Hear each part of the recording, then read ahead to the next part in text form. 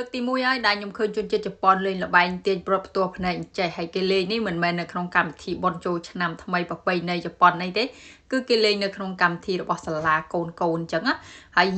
ឆ្នាំនេះសាលាកូនរបស់ខ្ញុំគឺគេរៀបចំកម្មវិធីថាកីឡាហ្នឹងគឺខុសប្លែកពីឆ្នាំរាល់ដងដាច់តែម្ដងដោយសារតែគេលេងគេបន្ថែមប្រភេទកីឡាផ្សេងៗដូចជាកីឡាទាញព្រ័ត្រនេះហើយការទាញព្រ័ត្រនេះគឺគេទាញព្រ័ត្ររវាងអាណាព្យាបាលហើយនិងអាណាព្យាបាលបន្ទាប់មកហើយក៏គេមានការ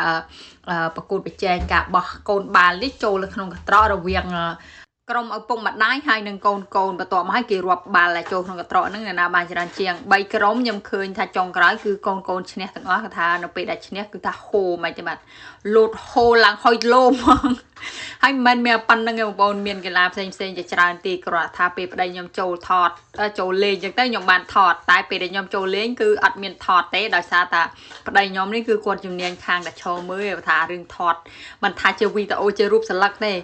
គឺថាអត់ចេះតែម្ដងដូចមិនមែនថាអត់ចេះដែរតែមិនរវល់ថតតថាប្រាប់ឲ្យថតអញ្ចឹងទៅបាត់ថតអញ្ចឹងណាជួបល្បែងកីឡាដែលលេងបង្ហាញនៅថ្ងៃនេះគឺមានច្រើនមែនតើប៉ុន្តែថតអត់អស់ទេបងប្អូនអើយដោយសារតែកូនស្រីទូចខ្ញុំនេះ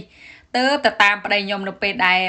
គាត់ទទួលបាននំពីខាងសាលាទេដំបូងពេលទៅគឺថានៅលើចកេះខ្ញុំជាប់រហូតខ្ញុំអត់សូវបានថតអីប្រហែលទេសកម្មភាពកីឡាឆ្នាំនេះកូនខ្ញុំអត់សូវបានចូលរួមហាត់ដិតដល់ទេដោយសារតែឈឺខ្លាំងពេកពីរអ្នកគាត់នេះគេថាឈឺតគ្នាវិលជុំតែម្ដងទៅតែជាបានប្រហែលជា2-3ថ្ងៃនឹងទេហើយបានទៅហាត់ទៅអីអញ្ចឹងខ្ញុំគិតថាគាត់លេងមិនសូវជាបានល្អទេហើយពេលដែលគាត់លេងហ្នឹងគឺខ្ញុំភ័យខ្លាចតែគាត់ខ្យល់គាត់ក្អួតអីចឹងព្រោះកូនស្រីច្បងខ្ញុំគាត់ចេះតែឈឺរកក្អួតចឹងណាភ័យតែប៉ុន្តែអត់អីទេគឺគាត់អាចលេងដល់ទីបញ្ចប់គ្រាន់តែថាទីលេងនៅពេលដែលលេងចប់បងប្អូនហើយគឺថាខ្លួនគាត់បើយើងនិយាយទៅទាំងគ្នាគាត់ទាំងគាត់ហើយទាំងគ្រូគឺថាដូចប្រែតតែម្ដងគឺថាត្រូវត្រៀលត្រូវក្រាបលើដីផ្ទាល់តែម្ដងអានេះដីបងប្អូនមិនមែនគេចាក់សាបមិនអីទេព្រោះអីវាជាទីលានកីឡាសម្រាប់គេហាត់កីឡាផ្សេងអញ្ចឹងណា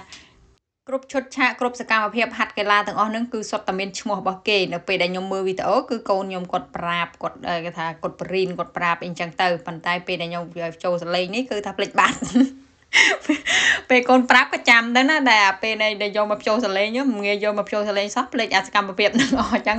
រៀបរាប់អត់កើតទេបងប្អូនហើយអាហាត់បាឡុងនេះបងប្អូនគឺអាធ្វើបាឡុងនេះគឺថាខ្ញុំនិយាយត្រង់ដូចយើងលេងរៀលដីចឹងត្រូវដេកត្រូវឈរត្រូវលូនគឺថា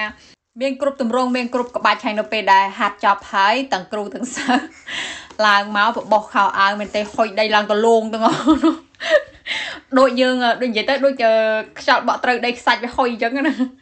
សកម្មភាពហាត់កីឡារបស់កូនខ្ញុំថ្ងៃនេះគឺថតបានតែប៉ុណ្្នឹងឯងបងប្អូនហើយវីដេអូរបស់ខ្ញុំក៏ដល់ទីបញ្ចប់ដែរអរគុណបងប្អូនទាំងអស់គ្នាដែលបានមើលវីដេអូខ្ញុំមិនថាវីដេអូចាស់វីដេអូថ្មីសម្រាប់អ្នកដែលមិនទាន់ like page របស់ខ្ញុំកុំភ្លេចជួយ like ជួយ follow page របស់ខ្ញុំម្នាក់មួយផងហើយសម្រាប់អ្នកមើលវីដេអូខ្ញុំនៅក្នុង channel YouTube កុំភ្លេចជួយ subscribe channel YouTube ខ្ញុំម្នាក់មួយផងដែរអរគុណច្រើនជម្រាបលា